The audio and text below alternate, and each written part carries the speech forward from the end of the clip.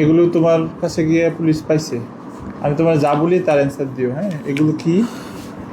এগুলো এই রে যাইস না, ভালো তো আছে।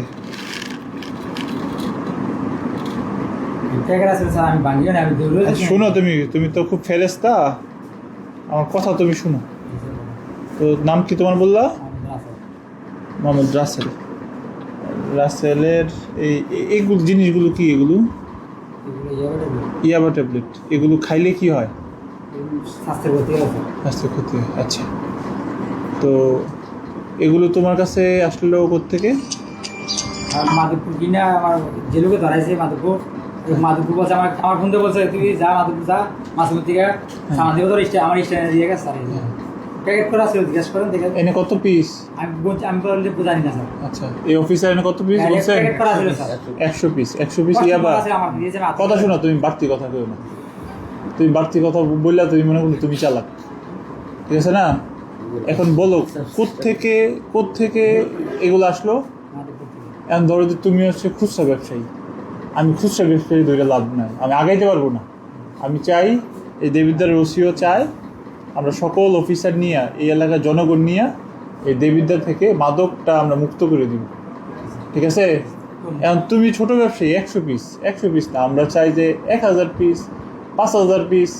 আর এসপি স্যার ধরছে কত? ডিবি ধরছে 3 লাখ পিস। এই তুলনায় আমরা কিছুই না, কিন্তু আমরা এখন চাই যে এটা যে মূল এই দেবিদ্বারে কোন জায়গা থেকে আসে তার খুঁজে পাইতে চাই। তুমি আমাকে সহযোগিতা করবা?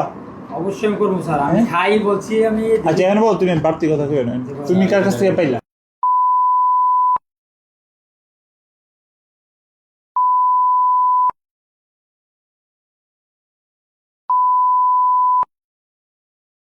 তুমি এটা কারে বেচতা? এটা তুমি কার কাছে বেচতা? আমার যেগুলো ধরাইছে আর এইগুলো এনে দিচ্ছে, আমার হাতে ধরাইছে। তুমি কার কাছে বেচবা এটা? আমি বিক্রি করবো না স্যার, আমি তো খাই বললাম। আচ্ছা যা, দুষ্ট এর বলবো না, তুমি আসো। আচ্ছা, তুমি সত্য করে বলবা, সব বললে সব ছেড়ে দেবো কিন্তু তোমারে। হ্যাঁ, এখন তুমি বলো তো এইগুলো দাম কত প্রতি পিসের? 250-300 করে নেন। 250-300? আর কার কাছ থেকে নাও? এগুলো তার কাছে ওনার থেকে আজকে যে ওনাকে ধরা দিচ্ছি, আমি ওকে টাকা দিচ্ছি 250 টাকা। ওর কাছে আমি ওর গাড়িতে ঘুরেছিলাম। তাহলে ওরা যায় যখন ওকে ধরছে, স্যারেরা আসে আবার স্যারেরা আমাকে ধরছে। তুমি কি প্রতিদিন কি ওর কাছ থেকে নাও না অন্যজনের কাছ থেকে নাও? ওই আজকে যে ধরা দিছে, ওকে যে ধরা দিছে ওর কাছ থেকে নিছি আমি 3 দিন। আজকে টাকা দিছি ওর কাছে, ও গেছে ওর কাছে। আচ্ছা, তুমি প্রতিদিন গতকাল কার কাছ থেকে নিছো? তুমি তো মরছুই, তাই না? এখন তুমি কি একলা জেলে যাবা না তাদেরকে নিয়ে যাবা? উচিত কি যে বাপের বেটা আমি একলা গেলাম যাবো কেন, আমার সাথে যারা সবাই যাবে। জাকি সরকার নাম পেয়েছে, আর কে? এর আগে দিন ওর থেকে নিছি। হ্যাঁ, এর আগে তুমি নাম বলো না, 8-10টা নাম বলো না, যার কাছে নাম জানি না স্যার। তুমি সব পাবো, এমনি মনে করেন যেখানে তুমি নাম বলো যারা কারা। আমি অটো চালাই, তাহলে যেখান থেকে বিক্রি হয়, যেখান থেকে যখন যেখানে পাই ওখান থেকে নিয়ে ফেলি। এর কোথেকে পাইছো? স্পট গুলো বলো না। পাইছি যে ওখানে আমাদের বাড়ির কাছে। আর কই বেচা হয়? আর ওখানে টনকি বিক্রি করা হয়। টনকি তো হইছে মুরাদনগর থানা। হ্যাঁ, ওখান থেকেও পাও। আমার দেবিদ্বারে আর কোথেকে পাবো? তুমি একটু হেল্প করো না ভাই আমাদের।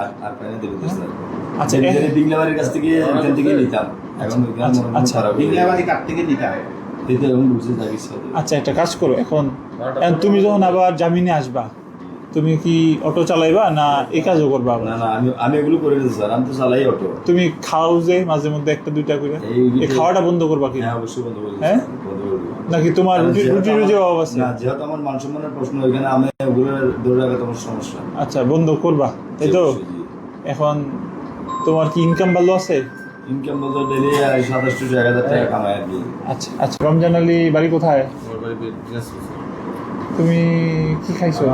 আমি খাইনি, সত্যি কথা বলো। দিনাজপুরের মানুষ কিন্তু ভালো। আগেও বলছি না, এখনো মিথ্যা কথা আশ্রয় নিই। আমি কিন্তু রিক্সা চালাই, প্রায় 3 দিন ধরে রিক্সা চালাই। ঠিক আছে, আমি আগে প্রতিদিন চাকরি করতাম, পরে প্রতিদিন শিখালাম ফ্যামিলি সংসার অশান্তি হওয়ার কারণে, মানে ফ্যামিলি আলাদা। না